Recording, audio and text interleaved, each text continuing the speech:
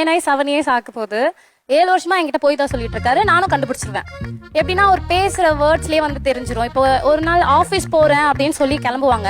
ஆனா அவர் ஆஃபீஸ் போக மாட்டாரு. ஃப்ரெண்ட்ஸோட அவர் என்ஜாய் பண்றதுக்காக போவாரு. கரெக்டா நான் ஆஃபீஸ் போற டைமிங் எனக்கு தெரியும். நான் கால் பண்ணி ஆஃபீஸ் போயிட்டியானா ஓகே பேபி ஐம் ரீச் அப்படின்வாங்க. அப்பயே தெரிஞ்சுக்கலாம் இவன் யாரு கூட இருக்கிறான். ஓகே என்ன பேபின்னு கூப்பிடுறான். நார்மல் டைம்ல வெய் போய் தானே இருக்காங்க அப்படின்னு சொல்ற ஜெய்சன் எங்க ஹஸ்பண்ட் ஃப்ரெண்ட்ஸ் யாரா பேபி ஐம் ரீச் வெயிட் அப்படின்வா. நீ எங்க இருக்க சொல்றா உண்மையா வந்தாலே ஆள் எங்கேயோ இருக்கிறாரு. ஆமா கொஞ்சம் வார்த்தை இருந்தாலே அதே மாதிரி வந்து பக்கத்துல கொஞ்சம் கேர்ள்ஸ் இருந்தா ஹலோ அந்த டோனே வந்து மாறிடும். ஹலோ அப்படின்னு சொல்லுவாங்க.